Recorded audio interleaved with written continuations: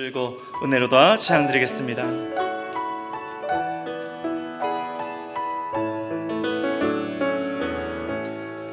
시작됐네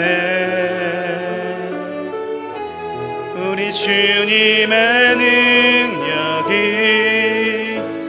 나의 삶을 다스리고 새롭게 하네. 자유하네. 죄와 사망으로부터 나의 삶은 변하구나. 충만하네. 은혜로다. 주의 은혜 한량없는 주의 은혜 은혜로다. 주의 은혜 변함없는 신실하신 주의 은혜. 손을 내시고 사도신경으로 우리 신앙을 고백하겠습니다. 전능하사 천지를 만드신 하나님 아버지를 내가 믿사오며 그 외아들 우리 주 예수 그리스도를 믿사오니 이는 성령으로 잉태하사 동정녀 마리아에게 나시고 본디오 빌라도에게 고난을 받으사 십자가에 못 박혀 죽으시고 장사한 지 사흘 만에 죽은 자 가운데서 다시 살아나시며 하늘에 오르사 전능하신 하나님 우편에 앉아 계시다가 저리로서 산자와 죽은 자를 심판하러 오시리라. 성령을 믿사오며 거룩한 공예와 성도가 설교통하는 것과 죄를 사하여 주신 것과 몸이 다시 사는 것과 영원히 사는 것을 믿사옵나이다. 아멘. 자리에 앉으셔서 찬송가 505장 함께 찬송 드리겠습니다.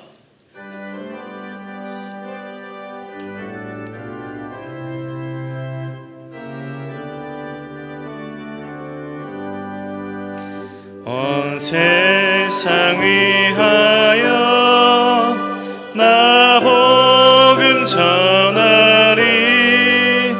만 백성 모두 나와서 주 말씀 들으라. 죄 중에 빠져서 헤매는 자들아 주님의 음성 듣고서 너 구원 받으라. 전하고 기도해 매일 증인 되리라. 세상 모든 사람 다 듣고 그 사랑 알도록 온 세상 위하여 이 복음 전하리. 저 죄인 회개하고서 주 예수 믿으라. 이 세상 구하려 주 돌아가신 것 나 증거하지 않으면 그 사랑 모르리.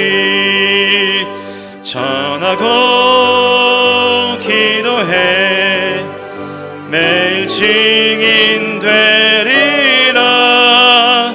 세상 모든 사람 다 듣고 그 사랑 알도록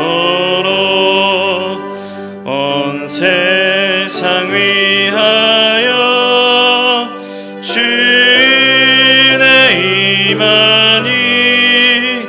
주 예수 이름 힘입어 이 복음 전하자.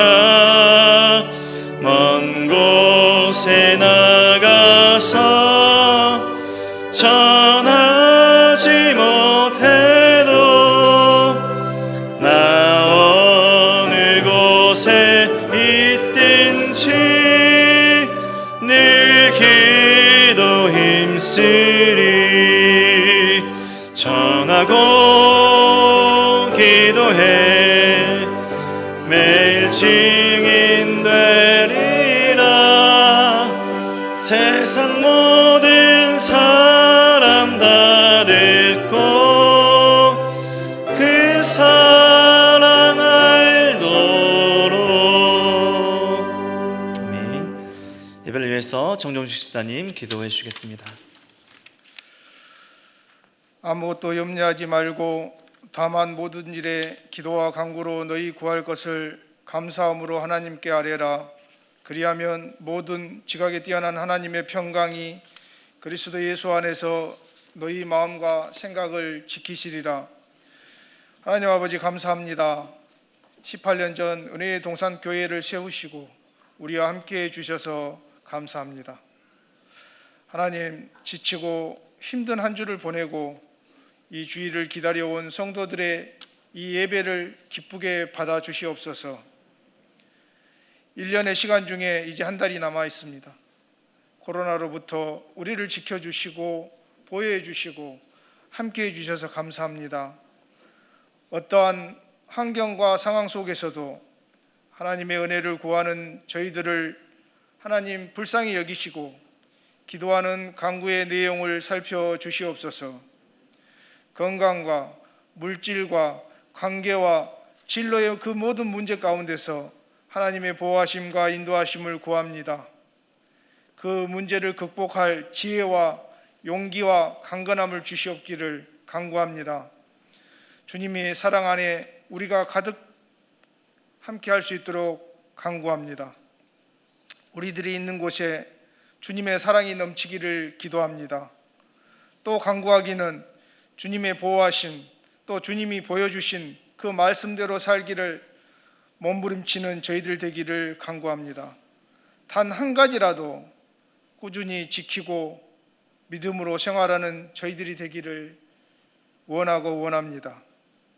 우리 믿음의 선배들이 보여주신 공동체에 대한 헌신과 봉사와 그 믿음을 본받아 저희들도 교회 공동체에 작은 일이라도 사모하고 봉사로 같이 하며 함께 할 수 있기를 간구합니다. 하나님, 자녀를 잃고 슬퍼하는 그 부모를 위해서 주님의 위로와 손길이 필요합니다. 우리의 기도도 필요합니다. 하나님, 그들을 불쌍히 여기시고 또 우리의 기도가 그들에게 전달되기를 간구합니다. 하나님, 오늘 성찬식 가운데 하나님 함께해 주셔서 우리들에게 은혜가 또 우리들에게 믿음과 우리에게 용기를 더하여 주시옵소서. 우리 교회 지도자들과 또 지역장님들, 순장님들, 또 교사와 봉사자들을 위해서 기도하오니 하나님 그들을 위해 능력과 지혜와 위로의 손길이 함께해 주시기를 간구하고 간구합니다. 남은 한 달 잘 마무리하게 해주시기를 기도합니다.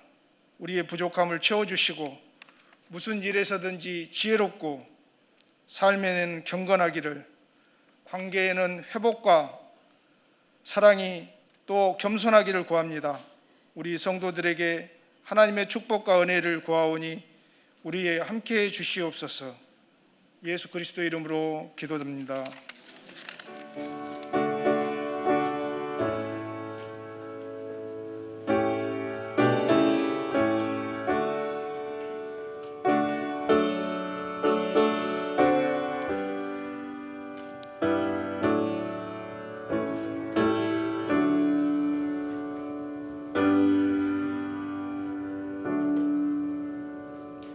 그레이스 성가대 오케스트라 준비한 찬양과 함께 헌금 드리는 시간 갖도록 하겠습니다.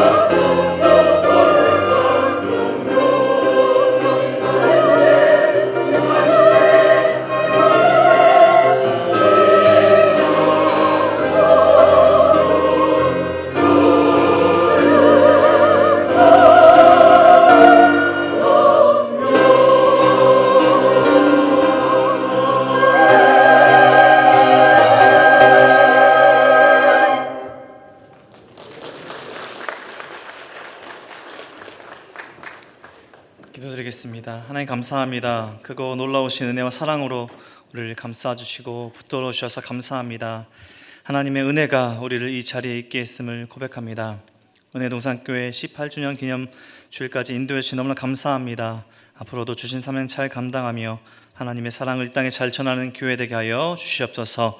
이 시간 드린 헌금이 하나님께 기뻐받으시는 힘을 되게 하시고 성도들의 마음과 손길 위해 축복하시고 하나님의 나라와 의를 위해 귀하게 사용되게 축복하여 주시옵소서. 모든 은혜와 사랑 감사드리며 예수 그리스도 이름으로 기도드립니다.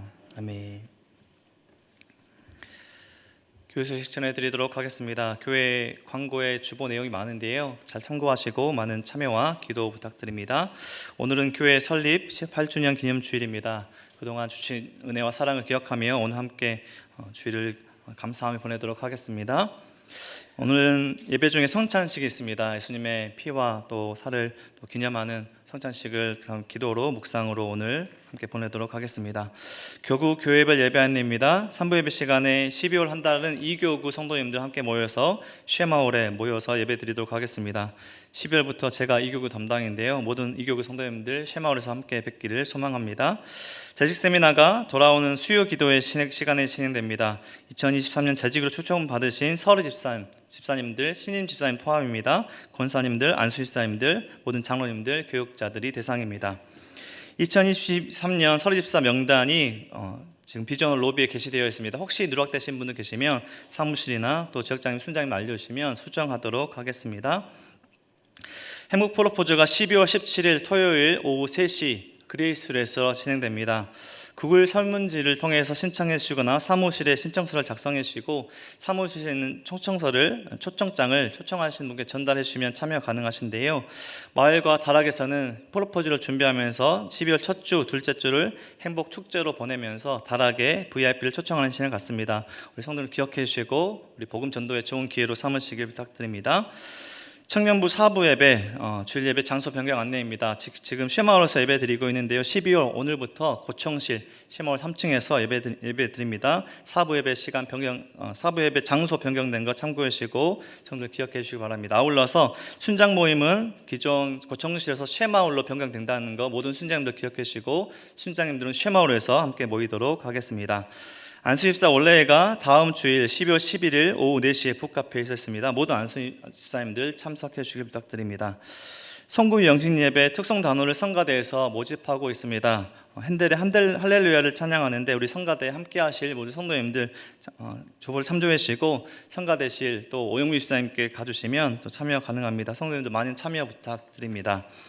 2023년 매일 성경 정기 구독을 신청받습니다. 18일까지 주일까지 신청받는데요, 성도님들 정기 구독 신청해 주시고 내년 한 해를 말씀으로 보낸 준비를 함께 해주시면 부탁드리겠습니다. 한글학교 교사 수련회가 12월 10일 토요일 오전 10시부터 오후 4시까지 4층 새가족교육실에서 진행됩니다. 이원혁 장로님께 문의해 주시고 참석해 주시면 감사하겠습니다. 운동교 공개 학부모 교육 세미나가 12월 5일 김선지 전도사님을 모시고 자녀와 함께 성장하는 부모라는 주제로 열립니다. 우리 모든 학부모님들, 성도님들 참여 부탁드립니다.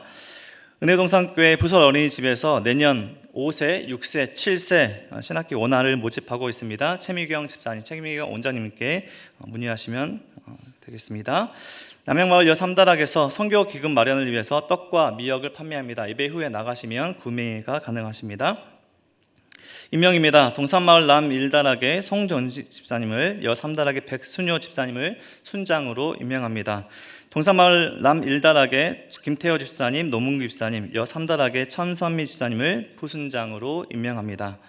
교인동정입니다. 남평상인데요, 화평마을 권향아 집사님의 남편 고 이현우 성도님께서 소천하셨습니다. 주보에 나와 있지는 않은데요, 나양마을 배시영 권사님 어머님이 소천하셨습니다. 모친상 당하셨습니다. 장례 중인 우리 배시영 권사님과 또 우리 화평마을 권양아 집사님 가정을 위해서 함께 기도 부탁드립니다. 개업 안내입니다. 세빈마을 문금순 집사님 택지에 알콩달콩 냠냠 아이들 이유식 반찬 가게인데요, 개업하셨습니다. 결혼식 안내입니다. 축복마을 김성희 권사님의 아들 이주원 형제의 결혼식이 12월 10일 오전 11시 30분에 수원 노보텔 엠베서더 2층에서 열립니다. 버스 대절 했는데요, 오전 10시 30분에 교회에서 출발하는 일정입니다. 기억해 주시고 참여해 주시면 감사하겠습니다. 그럼 오늘 주신 하나님의 말씀 함께 찾도록 하겠습니다. 오늘 주신 하나님의 말씀은 마태복음 10장 16절에서 42절까지 말씀입니다. 신약성경 마태복음 10장 16절에서 42절까지 말씀을 저 한 절씩 교독하시고 마지막 42절 함께 읽도록 하겠습니다. 교독하시겠습니다. 보라, 내가 너희를 보냄이 양을 이리 가운데로 보냄과 같도다. 그러므로 너희는 뱀같이 지혜롭고 비둘기같이 순결하라.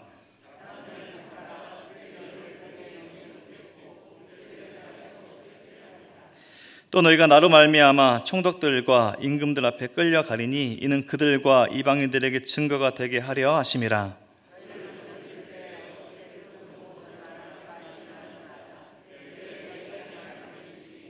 말하는 이는 너희가 아니라 너희 속에서 말씀하시는 이 곧 너희 아버지의 성령이시니라.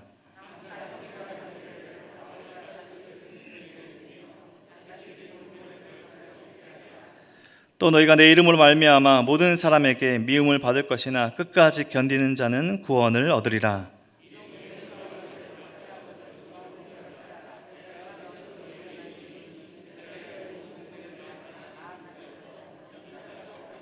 제자가 그 선생보다 또는 종이 그 상전보다 높지 못하나니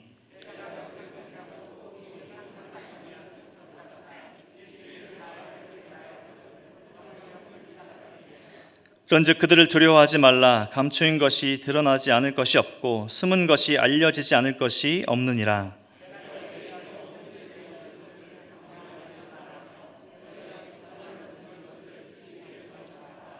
몸은 죽여도 영혼은 능히 죽이지 못하는 자들을 두려워하지 말고 오직 몸과 영혼을 능히 지옥에 멸하실 수 있는 이를 두려워하라.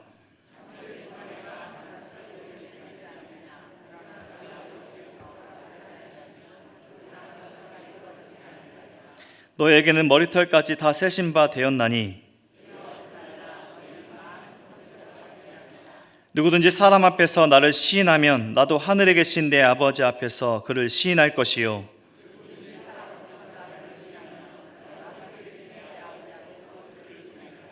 내가 세상에 화평을 주러 온 줄로 생각하지 말라. 화평이 아니요 검을 주러 왔노라.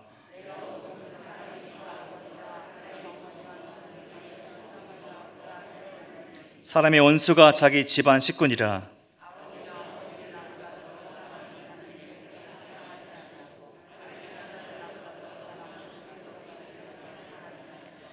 또 자기 십자가를 지고 나를 따르지 않는 자도 내게 합당하지 아니하니라.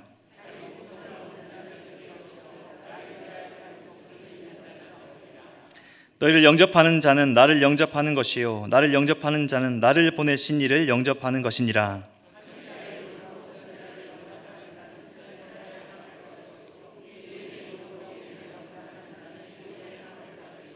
함께 읽겠습니다. 또 누구든지 제자의 이름으로 이 작은 자 중 하나에게 냉수 한 그릇이라도 주는 자는 내가 진실로 너희에게 이르노니 그 사람이 결단코 상을 잃지 아니하리라 하시니라. 아멘. 목사님 나오셔서 세상을 새롭게 하는 교회라는 제목으로 말씀 전해주시겠습니다.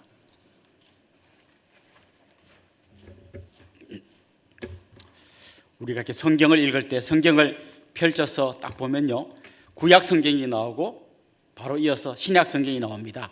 구약 성경 마지막이 말라기서잖아요. 말라기서 다 읽고 한 2페이지 넘기면 신약 성경 마태복음이 나오고 예수님의 탄생 얘기가 이어져 나옵니다. 그래서 우리 생각에는 말라기 선지자가 죽은 다음에 얼마 안 지나서 예수님이 오셨나 보다 이렇게 바로 붙어 있으니까 생각합니다만은 이 구약과 신약 사이에 약 400년이라고 하는 긴 시간이 있었습니다.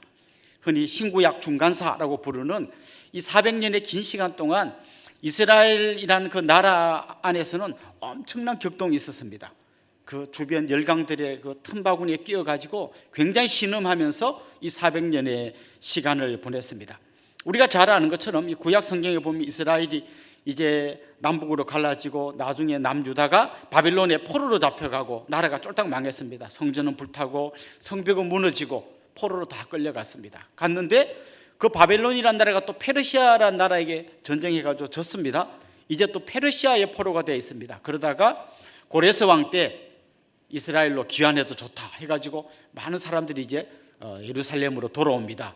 물론 그때는 독립한 게 아니고 여전히 페르시아라고 하는 큰 제국의 한 변방에 불과한 그런 곳이었죠. 페르시아에게 꼬박꼬박 세금을 내면서 그냥 거기에 이렇게 산 거죠. 그러다가 나중에 또 어떤 일이 일어나나 하면 페르시아가 이제 그리스라는 나라에게 전쟁에서 집니다. 그러니까 이제 또 이스라엘 백성들은 그리스라는 나라의 또 한 변방이 되어버렸습니다. 한 번도 자기 목소리를 내지 못하고 이 열강들의 세력에 의해서 여기 밑에서 신음하다가 저 나라 밑에 신음하다가 세계 역사는 계속 바뀌는데 이스라엘은 계속 밟히고 있었습니다. 나중에 여러분 잘 아시는 그 그리스의 알렉산더 대왕이 완전히 이 세상을 정복했다가 알렉산더 대왕이 죽고 나니까 나라가 4개로 나누어졌습니다. 알렉산더의 부하 장군들이 이렇게 4개의 나라를 나누어 가지고 한 나라씩 맡았습니다. 이번에는 이스라엘 백성들이 그 4나라 중에 특별히 2나라 중간에 끼어 가지고 여기 갔다가 저기 갔다가 그러면서 계속해서 그 그리스의 압박을 받고 있었습니다. 그러다가 나중에 이 이스라엘을 지배하고 있던 그 안티오코스 에피파네스라고 하는 아주 악한 왕이 있었는데요. 이 왕이 예루살렘 성전에다가 제우스 신상을 세우고 거기 와서 다 절하라고 했습니다. 그러니까 이제 이 경건한 하나님의 백성들은 그걸 따를 수 없잖아요. 그러니까 너무 막 사람들이 분노하다가 마띠디아라고 하는 한 제사장이 빨리 절하라고 하는 그 관리를 죽여버리고 그냥 이제 도망갔습니다. 도망가니까 이 사람을 중심으로 이제 독립운동을 하고자 하는 사람들이 모여들었습니다. 모여들고 뭐 여러 이야기가 있습니다만 좀 줄여서 이야기하면 그 마띠디아 제사장의 아들 중에 한 명인 유다라고 하는 아들이 있었는데 별명이 마카비입니다. 쇠망치라는 뜻이에요. 이 마카비를 중심으로 가열찬 독립운동을 했고요. 그 뒤에 뭐 역사가 바뀌면서 결국은 이 가문을 중심으로 나라가 독립하는 꿈 같은 일이 일어났습니다. 우리 성경에 안 나오는 그 중간에 나오는 역사이기 때문에 우리 잘 모르지만 한 80년 정도 이스라엘 나라가 독립한 적이 있습니다. 그래서 이 마카비라고 하는 이름을 들으면 사람들이 막 가슴이 뛰는 거죠. 근데 독립했다가 나중에 또 이제 그리스가 이번에는 로마한테 또 이제 집니다. 그 와중에 로마 편에 붙어서 딸랑거리던 헤롯 가문의 사람들이 이제 이스라엘을 다스리게 되었지요. 근데 실제로는 독립한 나라가 아니고 그때부터는 또 로마의 속국이 되고 그 밑에서 이제 딸랑거리는 로마의 앞잡이 헤롯 그 가문이 이스라엘을 다스리게 된 거죠. 자, 예수님이 탄생했을 때는 바로 이런 시점입니다. 로마가 이스라엘을 지배하고 있었고 그 앞에 헤롯 가문의 사람들이 이스라엘을 통치하고 있는 그때였죠. 그때 이스라엘 백성들의 마음속에 한 가지 큰 소망이 있었습니다. 자기들 역사 속에서 한번 경험해 봤잖아요. 마카비라고 하는 걸출한 영웅이 나타나 가지고 한때 나라를 독립시켜 주었던 너무 가슴 벅찬 그 기억이 있잖아요. 그래서 다시 한번 그런 날이 오면 좋겠다라고 하는 간절한 바람이 있었습니다. 그런 간절한 바람을 갖고 있던 이스라엘 백성들 앞에 웬 젊은이가 나타났습니다. 기적을 행하는 거예요. 병자를 고치고 풍랑을 잠잠케 하고 오병이어의 기적을 일으키고, 야, 저 사람이다. 저 사람이 이제 제2의 마카비가 되어서 이 나라를 독립시켜서 그 마카비 때의 독립왕국의 그 꿈을 다시 한번 재현해 줄 거다. 아니, 그 정도가 아니라 옛날 다윗 왕이 보여주었던 그 강력한 이스라엘을 회복시킬 거다. 바로 저 사람이다. 그래서 많은 사람들이 예수님을 추종하게 되었습니다. 그러니까 그들이 생각하는 예수님은 다시 한번 독립운동을 일으켜서 로마를 쫓아내고 제2의 마카비 혁명을 일으켜줄 바로 그런 분이라고 기대했던 거죠. 자, 예수님은 어떤 생각을 하셨을까요? 예수님도 전쟁이 필요하다는 데는 공감하셨어요. 그런데 예수님은 전쟁의 대상이 로마라고 생각지 않으셨습니다. 예수님은 그 앞에 있었던 수많은 이스라엘을 괴롭혔던 나라, 바벨론이라든지 페르시아라든지 그리스라든지 지금의 로마라든지 이런 나라가 전쟁의 대상이 아니라 이 나라들의 배후에서 역사하고 있는 진짜 실세 나쁜 놈이 있다는 걸 아셨어요. 누굴까요? 바로 마귀예요. 예수님은 이 마귀와 전쟁하려고 하셨습니다. 그러니까 뭔가 이스라엘 백성들이 기대했던 그 예수님의 그림과 예수님이 생각한 예수님의 그림하고 상당히 뭐가 잘 안 맞는다는 느낌이 납니다. 어쨌거나 예수님은 이제 12제자를 훈련시키셔서 세상 가운데로 파송하는 장면이 이제 지난주 오늘 본문에 계속 나오는데요. 이 그림은 마치 어떤 그 독립운동하는 사람들이 특공대를 훈련시켜가지고 현장으로 침투시키는 그림하고 비슷해요. 오늘 본문이 바로 그런 그림이에요. 예수님이 12제자를 훈련시켜서 이제 세상 한가운데로 특공대로 파송하는 겁니다. 파송하셔서 그동안 마귀의 그 통치하에서 신음하고 고통당하고 있는 그 사람들에게 찾아가서 그들을 메고 있는 이 쇠사슬을 끊어주고 그들에게 참된 자유와 기쁨과 해방과 감격과 소망을 심어주는 그 놀라운 일을 하라고 드디어 이 특공대를 보내시는 거예요. 오늘 우리 교회를 설립한 지 이제 18주년이 되는 아주 감격적인 날입니다. 지나온 세월들을 생각해 보면 우리의 크기로는 설명할 수 없는 하나님 크기의 일들이 계속해서 일어났습니다. 저 성진홍은 과수원 반지하에서 시작한 우리 교회가 여기까지 오는 동안 하나님께서 계속해서 기적같이 우리를 이끌어 오셨습니다. 저는 우리가 지나온 이 세월에 안주하고 만족하고 사는 사람들이 아니라 오늘 본문에서 주님께서 다시 특공대를 뽑아가지고 세상 가운데로 보내시는 것처럼 여기 있는 한 분 한 분을 세상 한가운데로 파송하는 감격적인 날이 되기를 소망합니다.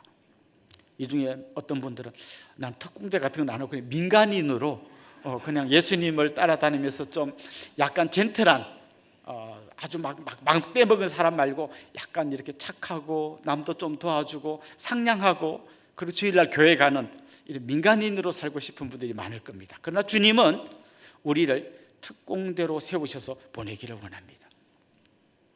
우리 교회의 4대 비전 중에 세 번째 비전, 세상을 새롭게 하는 교회.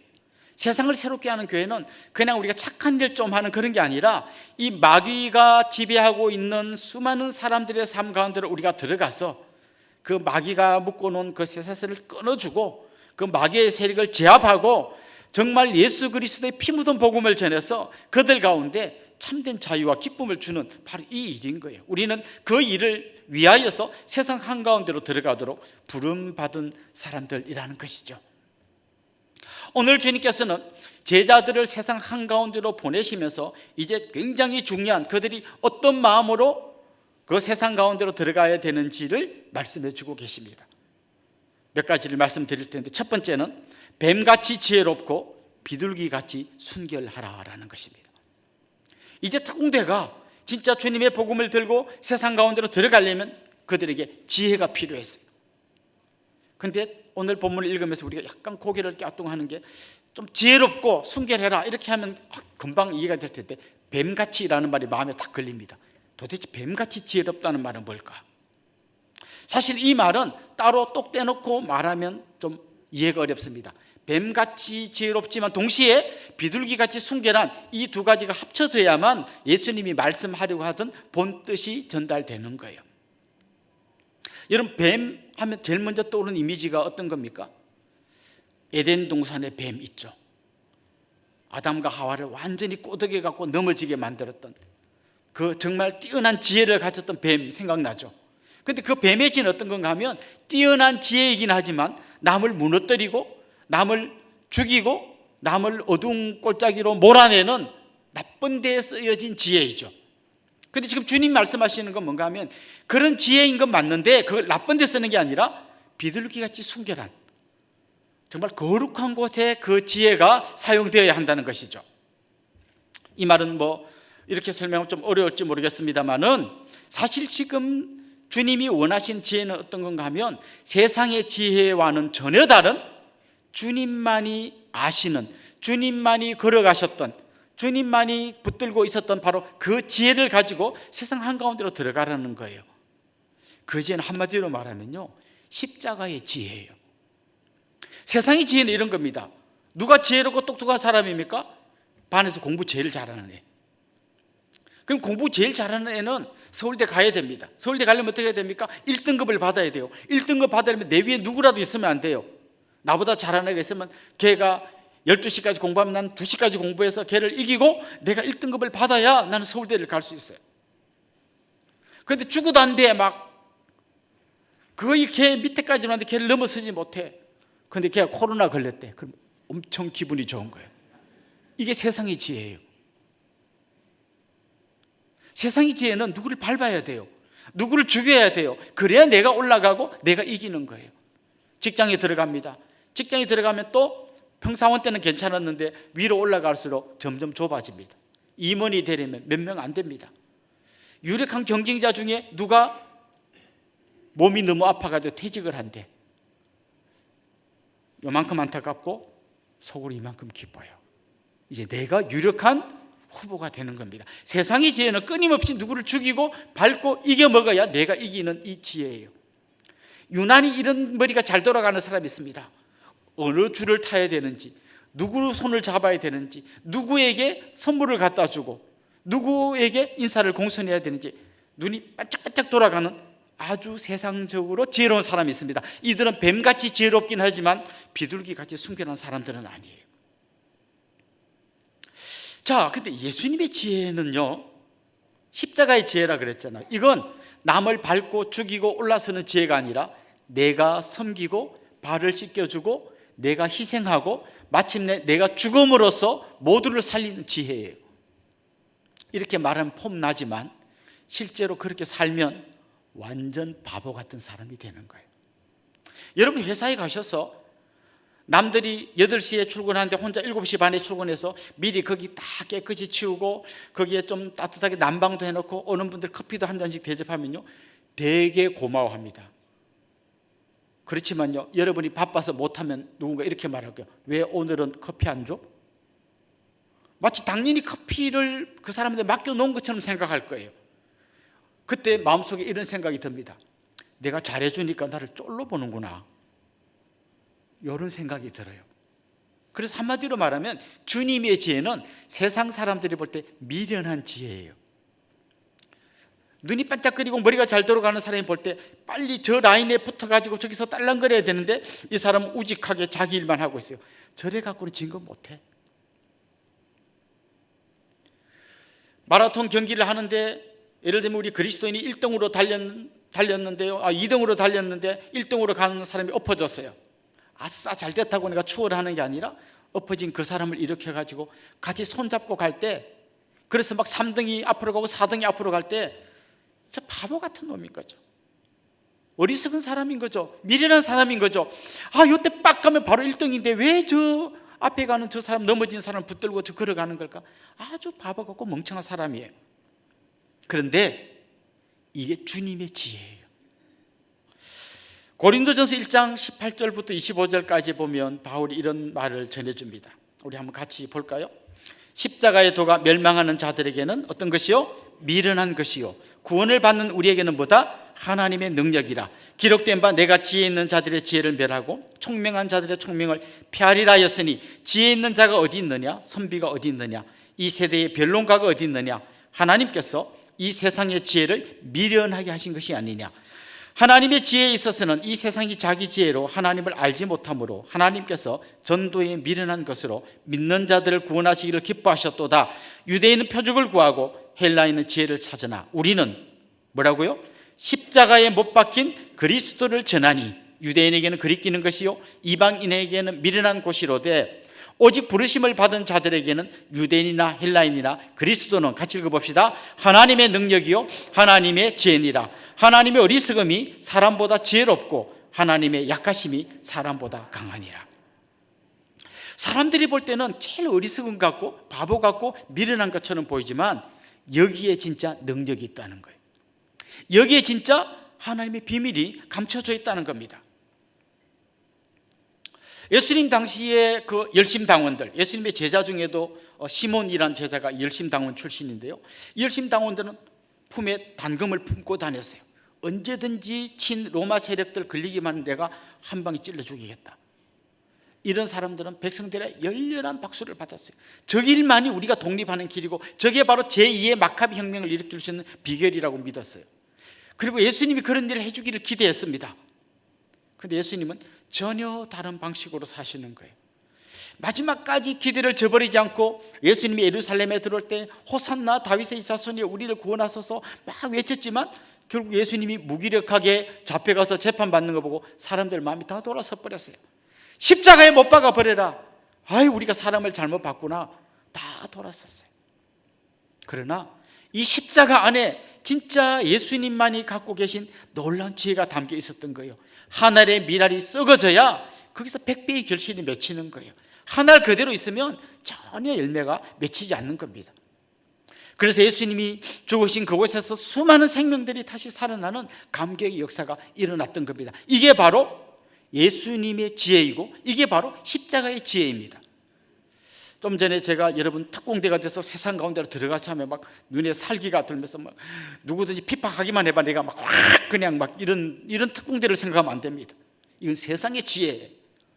비둘기같이 순결함이 없는 뱀같이 지혜로운 것만 갖고 갈 때는 그렇게 하는 거지만 뱀같이 지혜롭고 비둘기같이 순결한 지혜는 오히려 내가 힘을 빼고 그의 발을 씻겨주고 내가 좀 손해보면서 마침내 하나님 나라를 세워가는 게 바로 주님의 지혜인 거예요. 그래서 우리는 특공대라는 이름을 들으면 뭔가 막 전투력이 일어나지만 사실은 그 전투력의 핵심 무기는 뭔가 하면 십자가인 거죠. 우리 한국 사회의 무한 경쟁하는 이 사회 한가운데로 들어갈 때 예수님이 보실 때도 그런 마음이 든 거죠. 마치 이리떼 가운데 양을 보내는 것 같구나. 그런데 오늘 본문에 보면요, 내가 보낸다고 이야기합니다. 예수님이 보낸다는 거예요. 거기서 그 문법적으로 보면 내가라는 말이 굉장히 강조된 말이에요. 그냥 알아서 가는 게 아니라 내가 너희들을 세상 가운데로 보낸다. 이 말 안에 어떤 뜻이 함축되어 있냐면요, 내가 보낼 때는 다 뜻이 있고 계획이 있다는 거예요. 대책 없이 그냥 가서 다 물려 죽는, 거기에 그냥 가서 막 다 죽으라고 보내는 게 아니라는 말이에요. 거기는 분명히 승리의 비결이 있고 거기에는 바로 주님이 함께 하겠다는 놀라운 약속이 내포되어져 있는 것이죠. 그래서 주님 두 번째 메시지를 그들에게 전해줍니다. 두려움 없이 핍박을 이겨내라 라고 이야기합니다. 자, 이렇게 우리가 정말 주님의 지혜를 가지고 십자가의 지혜를 가지고 세상 가운데 들어가면요, 세상 사람들이 우리에게 고마워하는 사람도 있겠지만 대부분은 핍박한다는 거예요. 엄청난 핍박이 때로는 있습니다. 붙들려 가고 채찍으로 맞고 감옥에 갇히고 심지어 가족들조차도 등을 돌리고 그냥 자기 가족을 팔아넘기는 안타까운 일들이 일어날 거라는 거예요. 그때 성도들에게 어떤 자세가 필요할까요? 22절 한번 보십시오. 또 너희가 내 이름으로 말미암아 모든 사람에게 미움을 받을 것이나, 같이 읽어봅시다. 끝까지 견디는 자는 구원을 얻으리라. 이때 우리에게 필요한 게 뭔가 하면요, 견디는 거예요. 이렇게 바보 같은 짓이 어디 있습니까? 싸워야죠. 맞부딪혀가지고 이겨먹어야죠. 근데 성경이 이렇게 말합니다. 견뎌야 된다는 거예요. 인내해야 된다는 것이죠. 우리나라 기독교 역사 속에서도 일제시대 때 우리 많은 믿음의 선배들이 신사참배를 반대하다가 끌려가서 모진 고문을 받고 때로는 생명까지 잃어버리는 안타까운 그런 적이 있었습니다. 요즘은 뭐 그 정도로 뭐 끌려가갖고 채찍에 맞고 감옥에 갇히고 그러진 않습니다만은 지금도 여전히 믿음으로 살려고 하는 자는 반드시 핍박을 받게 되어 있습니다.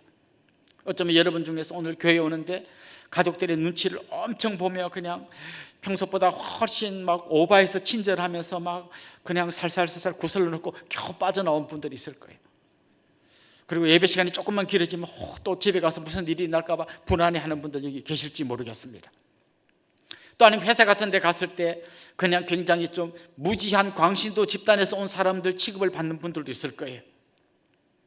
특별히 우리 코로나 기간에 교회는 바이러스를 전파하는 아주 정말 대책 없는 집단처럼 매도된 그런 시간들이 있습니다. 그 미어터지는 전철을 그냥 한 시간씩 타고 가면서도 아무 말도 안 하는 사람들이 교회에서 예배 드리는 걸 보고 이거 큰일 났다고 손가락질 하는 때가 있었습니다. 교회에서 한 명의 바이러스 코로나 환자만 나와도 막 그냥 교회가 큰 문제인 것처럼 떠들어대지만 아무도 지하철에 그 수백 명씩 타고 하는 거기를 막거나 한 사람 한 번도 없습니다. 그렇지만 사람들은 기독교인이 문제라고 손가락질 하는데 그게 우리가 할 말이 많지만 그냥 이걸 당하고 있는 거죠. 그때 필요한 게 뭔지 아십니까? 그냥 견디는 거예요.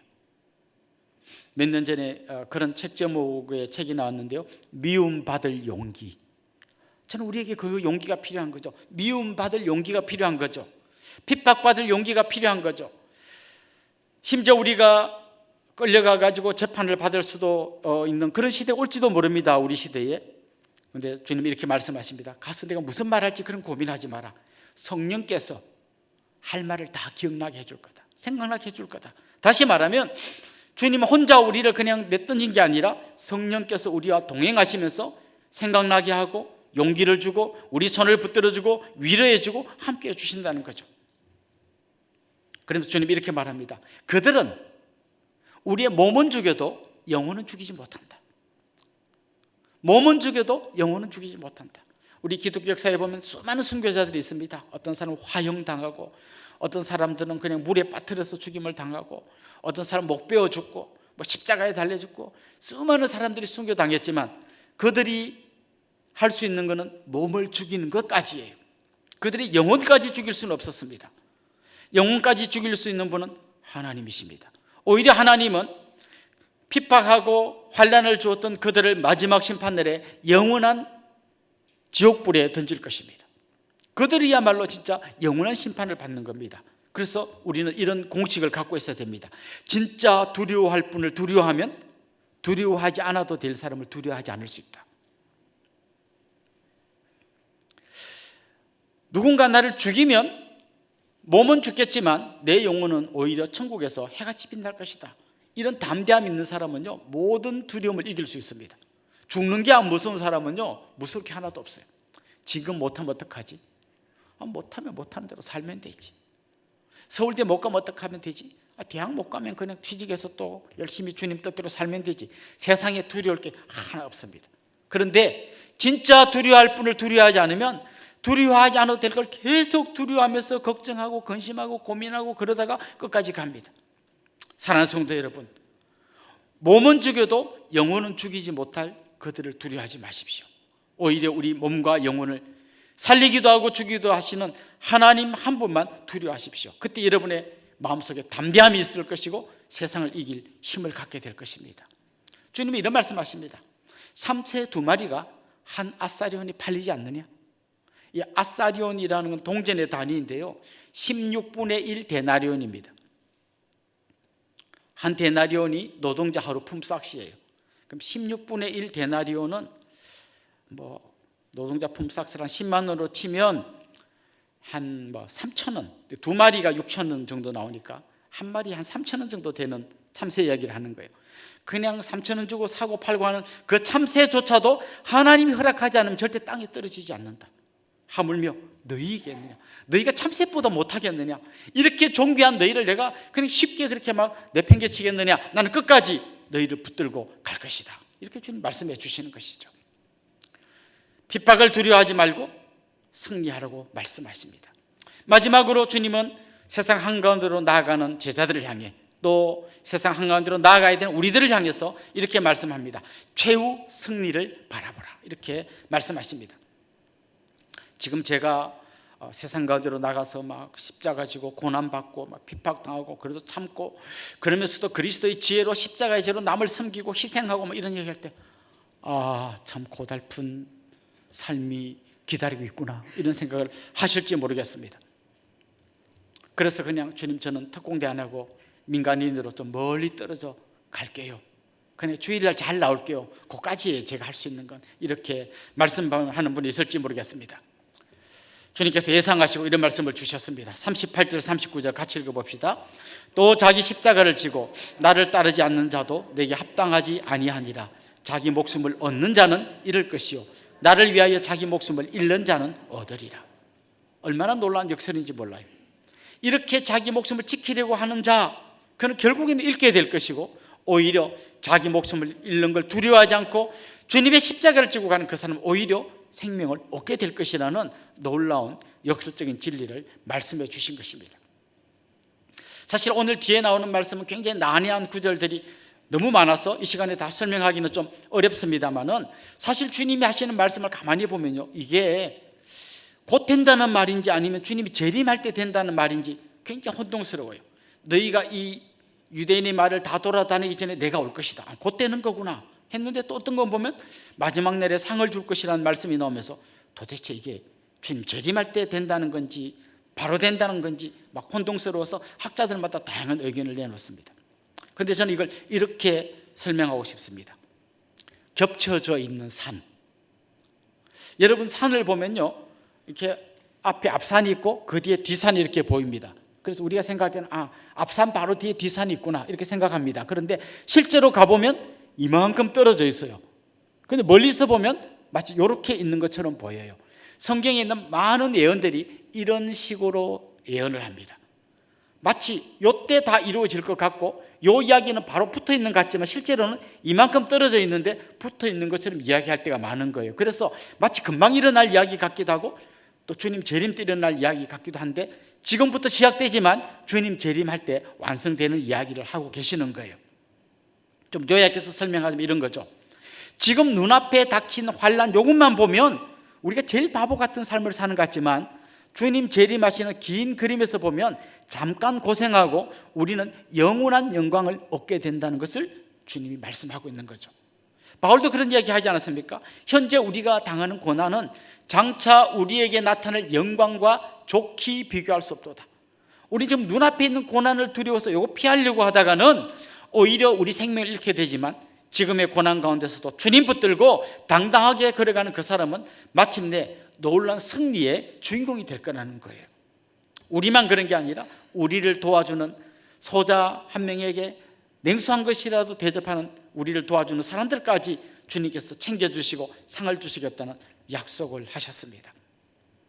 사랑하는 성도 여러분, 저는 여러분들이 교양 있는 그리스도인 정도로 살지 않기를 원합니다. 진짜 주님께서 원하시는 대로 그리스도의 강한 용사로 세상 한가운데로 나아가기를 소망합니다. 그래서 마귀의 그 세력하에서 신음하는 수많은 사람들을 살려내고 건져내고 그들에게 참된 복음을 전해서 그들도 같이 놀라운 주님의 사람으로 바꾸어놓는, 그들에게도 주님의 기쁨과 평강을 전해주는 그야말로 특공대 같은 삶을 살기를 원합니다. 믿음의 낙하산을 메고 마귀의 진지 한복판에 뛰어내려서 하나님 나라의 깃발을 꽂는 진정한 그리스도의 용사가 될 수 있기를 주님의 이름으로 축원합니다.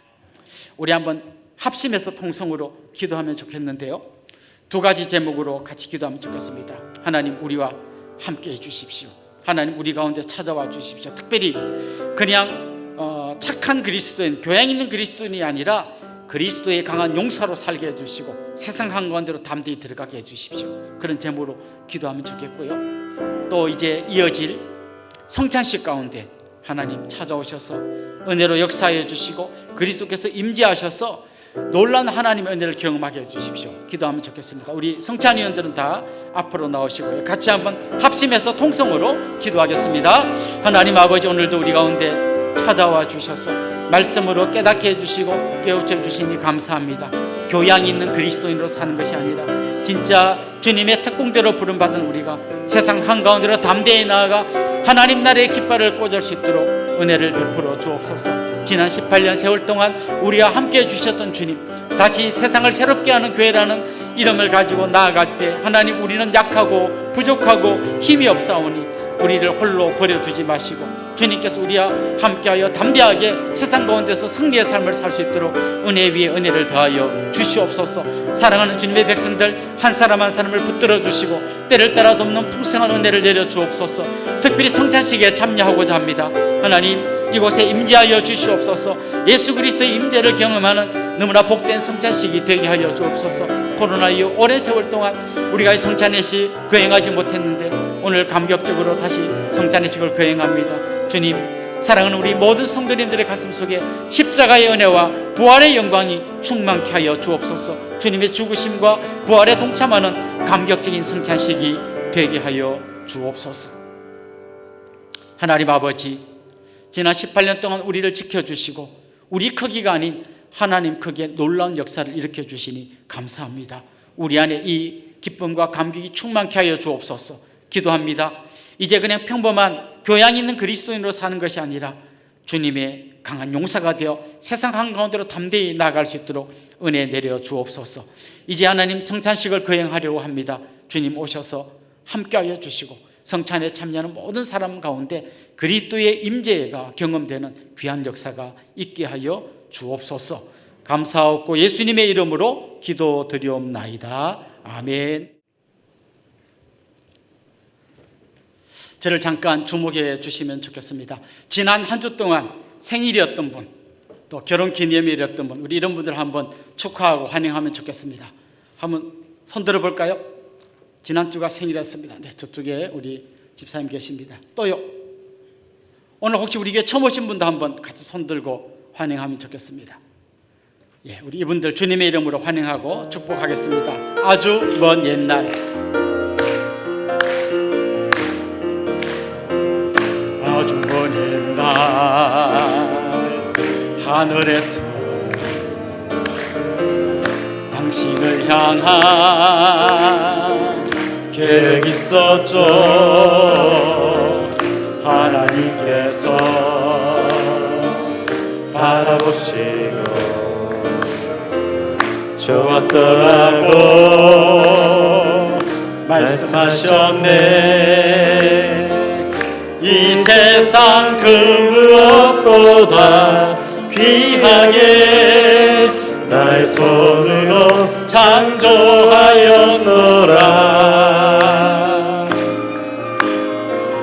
내가 너로 인하여 기뻐하노라. 내가 너를 사랑하노라. 사랑합니다. 축복합니다. 사랑해요.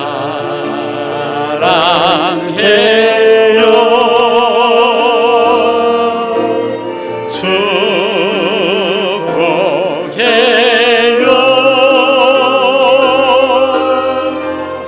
당신의 마음에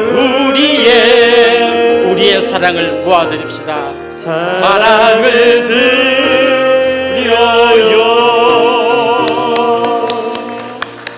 사랑합니다. 축복합니다. 우리 옆에 있는 분들, 앞에 있는 분들 한번 인사합시다. 주님의 이름으로 사랑하고 축복합니다. 예, 이제 우리 자리에서 한번 다 일어나겠습니다. 같이 폐회성 부른 다음에 축도로 예배를 마치겠습니다.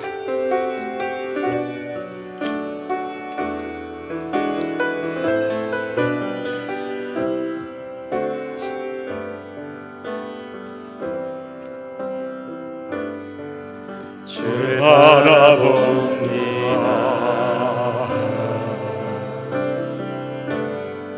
십자가 사랑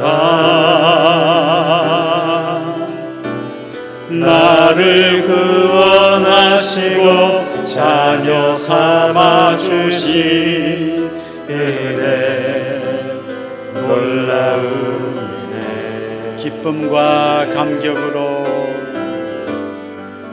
기쁨과 감격으로 주께 가오니 완전한 순종으로 이루신 사랑 그 은혜로 덮으소서. 십자가 사랑 가운데 우리 내리고 충만하신 사랑에 늘 거하며 서로 보듬고 돌아보며 복음으로 살아가리. 그 복음을 살아내리. 그 복음을 살아내리.